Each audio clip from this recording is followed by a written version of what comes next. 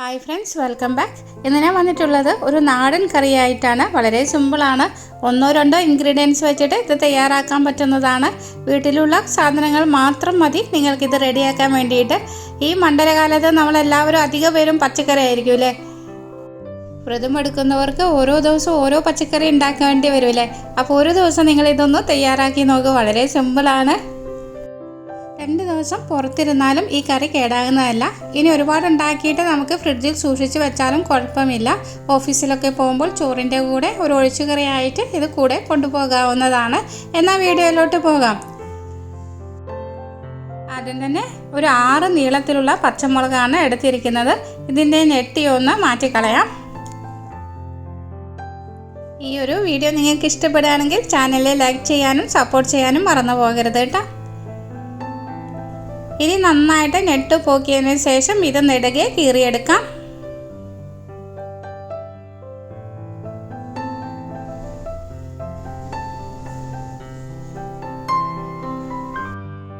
കത്തിയുടെ അറ്റം വെച്ചിട്ട് ഒന്ന് കീറിയെടുത്താൽ മതി കേട്ടോ. എന്നാലാണ് ഇതിലേക്ക് എരിവും പുളിയും ഒക്കെ നന്നായിട്ട് ഇതിൽ പിടിക്കുക.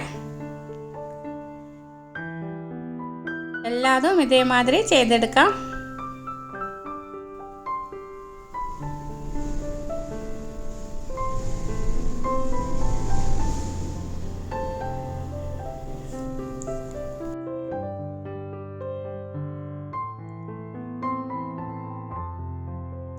ഇനി ഇതിലേക്ക് ആവശ്യമുള്ളത് തൈരാണ്. അധികം പുളിയില്ലാത്ത തൈര് വേണം നോക്കിയെടുക്കാൻ. ഒരു 1.5 കപ്പ് തൈര് എടുത്തിട്ടുണ്ട്. ഇത് നന്നായിട്ട് കലക്കിയെടുത്ത് മാറ്റി വെക്കാം. ഇത് തയ്യാറാക്കുന്നത് ഒരു ചട്ടിയിലാണ്. ചട്ടി ചൂടായതിനു ശേഷം ഇതിലേക്ക് 1 ടേബിൾ സ്പൂൺ വെളിച്ചെണ്ണ ഒഴിച്ചു കൊടുക്കാം. വെളിച്ചെണ്ണ ചൂടായതിനു ശേഷം നമ്മൾ മുറിച്ച് വെച്ചിരിക്കുന്ന പച്ചമുളക് ഇതിലേക്ക് ഇട്ട് നന്നായിട്ട് വഴറ്റിയെടുക്കാം.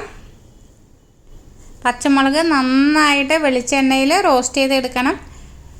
ഇങ്ങനെ പച്ചമുളക് മുരിഞ്ഞ് കിട്ടുമ്പോൾ ഇതിൽ എരിവൊന്നും ഉണ്ടാവില്ല കേട്ടോ. പച്ചമുളക് ആയതുകൊണ്ട് പലർക്കും പേടിയായിരിക്കില്ലേ എരിവുള്ളത് എങ്ങനെയാണ് കഴിക്കാമെന്ന്. പക്ഷെ നമ്മൾ എണ്ണയിൽ റോസ്റ്റ് ചെയ്തെടുക്കുമ്പോൾ ഇതിൻ്റെ എരിവൊക്കെ മാറുന്നതാണ്. ഇനി ഇത് ഒരു പാത്രത്തിലേക്ക് മാറ്റി വെക്കാം. പച്ചമുളക് റോസ്റ്റ് ചെയ്യുമ്പോൾ തീ കുറച്ച് വെക്കാൻ ശ്രദ്ധിക്കണം കേട്ടോ. പൊട്ടിത്തെറിക്കാനുള്ള സാധ്യതയുണ്ട്. ഇതിലേക്ക് 1/2 ടീസ്പൂൺ കടുക് ചേർത്ത് കൊടുക്കാം. കടുകൊന്ന് പൊട്ടി വരുമ്പോൾ 1/4 ടീസ്പൂൺ ഉലുവ ഇട്ട് കൊടുക്കാം. കുറച്ച് കറിവേപ്പില ചേർത്ത് കൊടുക്കാം.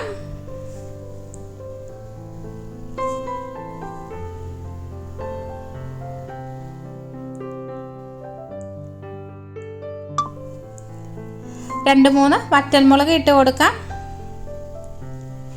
ഒരു 2 വെളുത്തുള്ളി അല്ലി ഇട്ട് കൊടുക്കാം. വെളുത്തുള്ളി അധികം ആകരുത് കേട്ടോ. അധികം ആകുകയാണെങ്കിൽ വെളുത്തുള്ളിയുടെ ടേസ്റ്റ് ആയിരിക്കും കറിക്ക് വരിക. ഇതിലേക്ക് 3-4 ചെറിയുള്ളി ചതച്ചത് കൂടി ചേർത്ത് കൊടുത്ത് നന്നായിട്ട് റോസ്റ്റ് ചെയ്തെടുക്കാം. ഇതിലേക്ക് ഒരു നുള്ള മഞ്ഞൾപ്പൊടി ചേർത്ത് കൊടുക്കാം. മഞ്ഞൾപ്പൊടി അധികമാകരുത്. 1/4 ടീസ്പൂണിലും കുറവാണ് മഞ്ഞൾപ്പൊടി ചേർത്തിരിക്കുന്നത്. 1/2 ടീസ്പൂണ് കായപ്പൊടി കൂടി ചേർത്ത് കൊടുത്ത് നന്നായിട്ട് ഇളക്കി യോജിപ്പിച്ചെടുക്കാം. ഇനി ഇതിലേക്ക് കലക്കി വെച്ചിരിക്കുന്ന തൈര് ഒഴിച്ചു കൊടുക്കാം. തൈര് 1.5 കപ്പ് മുതൽ 2 കപ്പ് വരെ എടുക്കാവുന്നതാണ്. ഇനി ഇത് നന്നായിട്ട് ഇളക്കി യോജിപ്പിച്ചെടുക്കാം. തീ ഒരു ലോ ഫ്ലെയിമിൽ ഇട്ട് കൊടുത്താൽ മതി. തൈര് ഒഴിച്ചതിന് ശേഷം അധികം തിളയ്ക്കാൻ പാടില്ല.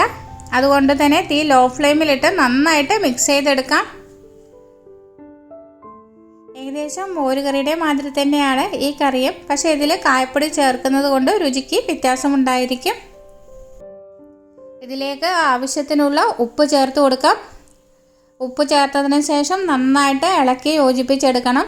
ഇനി നേരത്തെ ഫ്രൈ ചെയ്ത് മാറ്റി വെച്ചിരിക്കുന്ന പച്ചമുളക് ഇതിലേക്ക് ചേർത്ത് കൊടുക്കാം. പച്ചമുളക് ചേർത്തതിന് ശേഷം ഇതിലേക്ക് 1/2 ടീസ്പൂൺ കായപ്പൊടി കൂടി ചേർത്ത് കൊടുത്ത് നന്നായിട്ട് ഇളക്കി യോജിപ്പിച്ചെടുക്കാം. ഒരു 3-4 മണിക്കൂർ കഴിഞ്ഞതിന് ശേഷം ഉപയോഗിക്കുകയാണെങ്കിൽ വളരെ രുചികരമായിരിക്കും ഈ കറിക്ക്. ഈ കറിയിലുള്ള പച്ചമുളക് ആരും എടുത്ത് കളയരുത് കേട്ടോ. ഇതിലുള്ള പച്ചമുളക് ചോറിൽ നന്നായിട്ട് ഞരടി പിഴിഞ്ഞ് കഴിക്കാൻ വളരെ ടേസ്റ്റാണ്. നിങ്ങളെല്ലാവരും ഇങ്ങനെ ഒന്ന് ട്രൈ ചെയ്ത് നോക്കണം കേട്ടോ. അപ്പോൾ രാവിലെ തന്നെ റെഡിയാക്കിയിട്ട് ഉച്ചക്ക് ഉപയോഗിക്കാൻ പറ്റുന്ന ഒരു കറിയാണിത്. വറുത്ത് വച്ചിരിക്കുന്ന പച്ചമുളകിൽ തൈരിൻ്റെ പുളിയും കായത്തിൻ്റെ ടേസ്റ്റും പിടിക്കണമെങ്കിൽ ഒരു 3-4 മണിക്കൂറെങ്കിലും അടച്ചു വെച്ചിരിക്കണം.